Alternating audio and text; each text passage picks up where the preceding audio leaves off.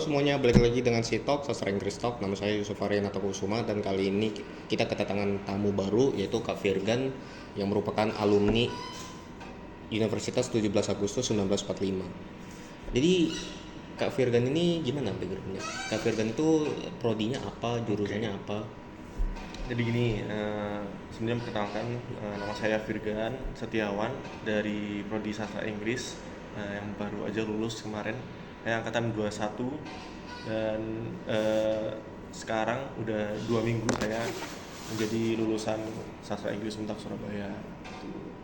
Nah, untuk background saya sendiri di organisasi ya, selama saya berkuliah di Untak itu eh, semester 1 itu udah ikut yang namanya himpunan mahasiswa sastra Inggris atau HIMASI, dan waktu itu masih jadi anggota di divisi pengabdian masyarakat. Nah, di tahun kedua itu aku punya tujuan baru nih. Nah, akhirnya memutuskan untuk pindah ke BEM, Fakultas Ilmu Budaya, dan waktu itu jadi kepala departemen sosial dan lingkungan. Dan di tahun berikutnya lagi, alhamdulillahnya saya diamanahi untuk menjadi ketua BEM FIB Untak Surabaya, kayak gitu. Nah, itu sih kalau perjalanan singkat di pengalaman organisasiku. Dan kalau aku boleh nanya, Kak Virgan ini aspirasi selanjutnya apa? Kak Virgan ini kan udah lulus sekarang. Mm. Dan jadi kedepannya itu nanti Kak Virgan ngapain aja kalau aku boleh tanya? Nah, oke. Nah, selama berkuliah di Untas Surabaya sendiri sejak semester 4 di tahun 2022 di semester genap, saya waktu itu sempat ditawarin untuk masuk ke Humas dan Protokoler Untak. Jadi waktu itu saya melamar untuk menjadi freelance di sana, dan alhamdulillah diterima sampai lulus pun. Sekarang saya masih jadi freelance di Humas Untak Surabaya. Jadi di 2 minggu ini kesibukan saya ya selama ini masih jadi freelance di Humas Untak Surabaya sembari mencari info-info atau lowongan kerja yang lain gitu. Jadi teman-teman kalau misal ada info loker nanti bisa hubungi saya. Ya Gitu. gitu ya teman-teman, kalau misalnya ada yang mau diinfokan hubungi aja Kak Virgan. Oke, lanjut. Jadi ini saya boleh nanya beberapa pertanyaan ke Kak Boleh, Virgan. boleh, boleh. Eh, Kak Virgan boleh ngeceritain sedikit latar belakang Kak Virgan dan apa yang membuat Kak Virgan tertarik ikut lomba, Oke. Lomba yang kemarin ya, iya lomba yang IFC ya. kemarin. Jadi IFC sendiri itu lomba esai ya, karya tulis ilmiah internasional, yang dimana penyelenggaranya itu adalah lembaga dari Malaysia, yaitu MNNF Network. Nah, info ini aku dapat itu dari teman-teman aku sendiri, namanya itu Wiranti Kusuma Dewi, salah satu mahasiswi Untas Surabaya jurusan Teknik Industri. Nah, waktu itu aku dikasih info kalau misal ada lomba IFC ini. Nah, aku ditawarin untuk ikut gabung ke timnya, dimana timnya itu cuma 2 orang sebenarnya, cuma aku sama dia. Nah, si Ranti ini sebenarnya udah membawa satu ide, dimana nama idenya itu Solung Vitae. Kalau dari idenya dia sendiri itu tentang teknologi, dimana menjadikan lumpur sebagai bahan baku dari sebuah bata atau bataku yang ramah lingkungan, Loh, kayak gitu. tapi Kak Randy ini bukannya jurusan lain Betul, betul. Jadi dia dari teknik industri kan. dan Kak Virgan ini jurusan Sastra sastra Inggris. Inggris. Nah, kan beda jauh nih Iya. lintas bidangnya. Nah, kenapa kita masih bisa yakin bahwa bakal berhasil ini? Karena ya memang dari Ranti sendiri punya perannya sendiri, dari Virgan sendiri juga punya perannya masing-masing. Jadi ketika ide itu dibawa melalui ranah atau bidang dari teknik industri, dan aku juga dari sastra Inggris bakal memberi apa ya, melengkapi gitu loh. Iya. Jadi untuk pembagian tugasnya sendiri, dia itu punya idenya tentang teknologi keberlanjutan ini. Nah, aku sendiri karena memang backgroundku yang tadi udah aku sebutin, yang sering bergerak di bidang sosial dan lingkungan, jadi kan ikut tertarik untuk melanjutkan atau ikut kompetisi ini. Nah, di tugasku di situ sebagai mahasiswa sastra Inggris waktu itu membantu untuk merancang bagaimana kepenulisan dalam bahasa Inggris, karena kan ini kompetisi internasional.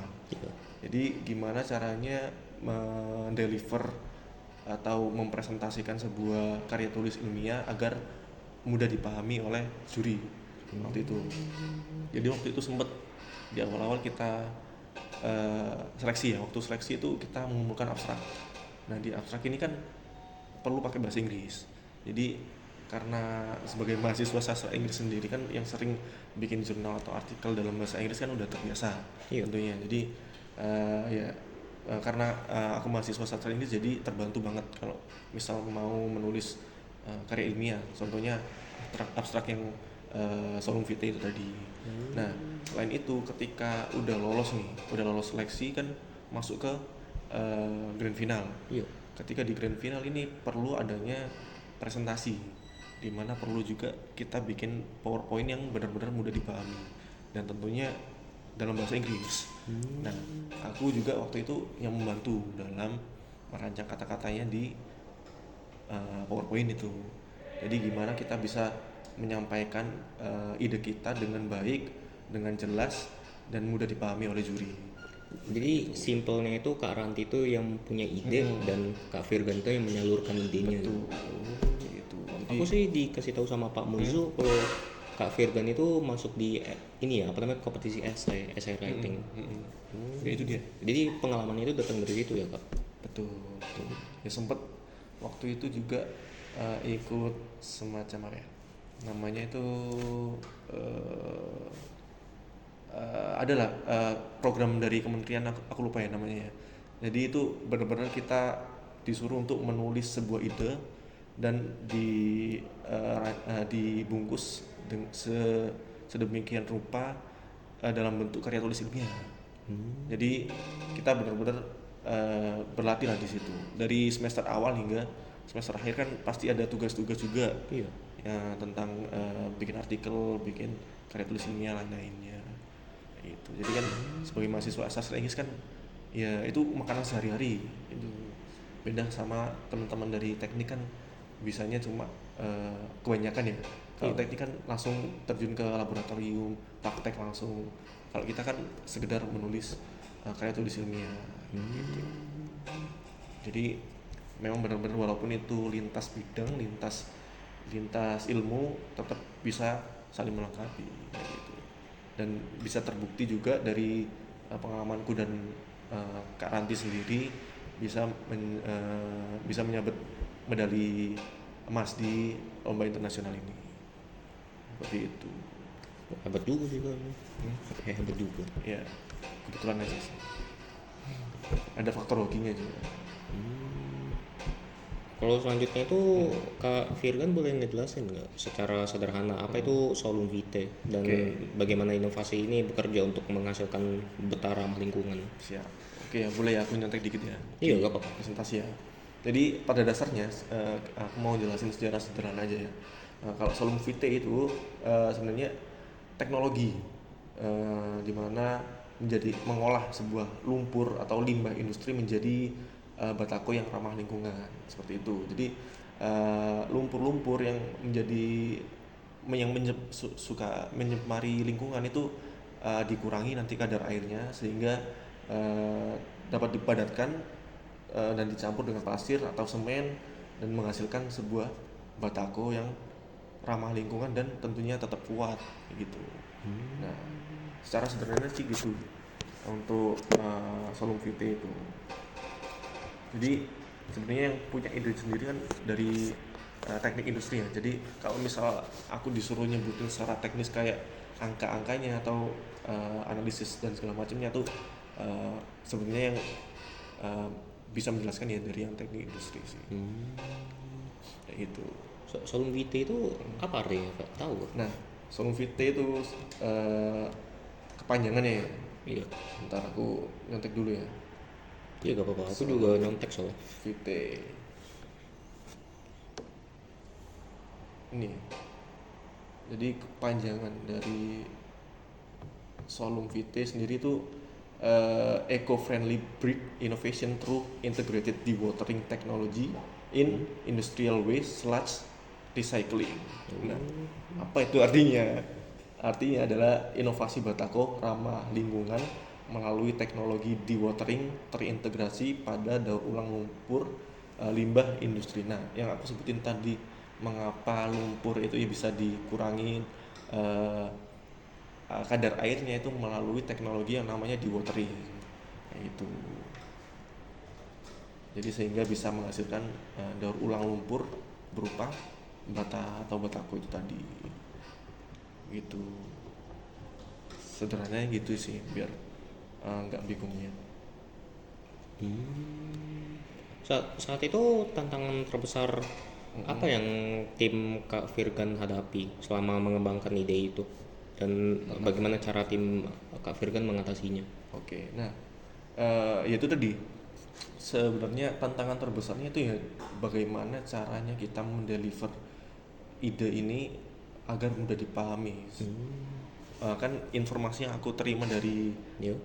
Ranti sendiri sebagai mahasiswa teknik industri kan benar-benar teknis banget gitu loh. Iya. Jadi angka-angka ini itu yang bikin aku sebenarnya bingung waktu itu. Nah, adanya diskusi untuk saling memahami antara satu sama lain ya tentang teknologi ini tuh, itu yang menjadi tantangannya. Jadi bagaimana kita sebagai mahasiswa sastra Inggris bisa memahami apa yang ada di ranah teknik industri. Kan kita kan sebelumnya kan nggak pernah belajar tentang itu. Iya. Kayak gitu. Tapi sebenarnya kalau aku pribadi sendiri tuh sebenarnya pernah belajar di waktu SMK. Jadi SMK aku waktu itu benar-benar melenceng dari jurusan yang sekarang. Jadi aku waktu itu kimia industri, which is memper-memper lah ya sama teknik industri ya, belajar tentang limbah dan segala macam. Cuma waktu itu aku emang udah lupa ya, jadi harus belajar lagi kayak gitu. Jadi untuk memahami sendiri itu perlu untuk diskusi tadi, biar bisa menjelaskan dengan baik. Tapi Kak Virgan beda banget itu, SMK belajar kimia dan semacamnya, itu tapi malah kuliahnya itu malah sastra Inggris gitu. Kalau itu ceritanya panjang banget. Kalau aku ceritain nanti bisa kelarnya Isya nanti. Gitu deh, aku berarti tanya yang lain aja. Bisa nanti ada segmen baru lah. Berikutnya itu dari sisi literasi atau komunikasi, keterampilan apa dari jurusan sastra Inggris yang ternyata berguna dalam kompetisi ilmiah maupun inovasi seperti ini? Oke, nah tentunya keterampilan menulis. Iya. Yang pertama menulis, bagaimana kita bisa berpikir kritis melalui ide apa yang bisa kita salurkan dan kemudian kita curahkan melalui tinta-tinta tulisan seperti itu.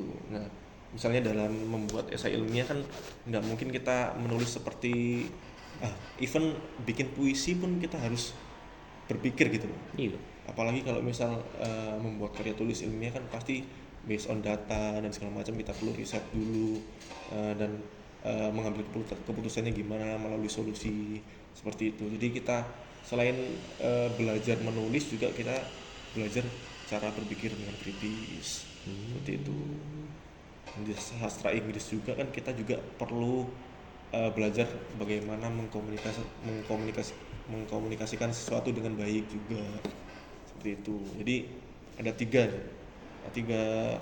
peran ilmu dalam sastra Inggris yang benar-benar berpengaruh, itu penulisan, berpikir secara kritis, dan berkomunikasi dengan baik seperti itu. Kalau begitu aku boleh nanya lagi nih, ada dua lagi pertanyaan. Oke. Apa rencana lanjutan untuk Solum Vitae setelah meraih gold medal? Oke. Nah, tentunya dengan kita menerapkan apa yang ada di dalam karya ilmiah Solum Vitae itu kan pasti banyak sekali pro dan kontra, atau teman-teman dari industri atau perusahaan kan pasti pengen menggali lebih dalam lagi tentang ini. Nah, kita juga besar harapannya Solum Vitae ini sebagai ide bukan hanya berhenti sebagai konsep aja, jadi ada tindak lanjutnya nanti. Jadi mungkin teman-teman dari teknik ada yang mau mengembangkan lagi ide dari kami, dari aku dan Ranti kayak gitu. Jadi bisa berefek nanti ke depannya. Jadi secara lingkungan kan ini baik ya. Iya. Kalau bata ramah lingkungan yang terbuat dari lumpur itu kan bahannya kan memang alami gitu, dan prosesnya melalui daur ulang dari limbah tadi. Iya. Nah itu kan bagus untuk keberlanjutan. Nah secara ekonomi juga itu juga akan lebih menguntungkan, soalnya kita nggak perlu modal yang besar, tapi kita juga bisa membuat apa ya, bataku untuk membangun sebuah bangunan kayak gitu. Jadi dari segi lingkungan dan ekonomi itu sebenarnya udah oke banget kalau misal mau dilanjutkan oleh para investor-investor perusahaan yang mau bergerak di bidang ini kayak gitu. Emang perbedaannya dengan batu bata biasa itu apa ya, Kak? Nah kalau Pro dan kontranya itu. nah itu bedanya itu kalau misal Solon Vitae itu lebih ramah lingkungan karena itu prosesnya melalui daur ulang. Daur ulang. Kalau yang batu biasa lain kan diambil benar-benar dari alam kayak gitu. Jadi bahan-bahan batu dan segala macam itu diambil dari alam gitu. Oke, ini tinggal pertanyaan terakhir lagi ya, Kak. Oke.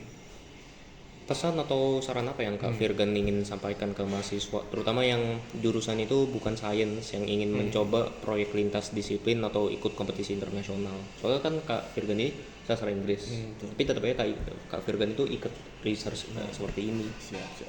Nah ini nih yang penting juga ya.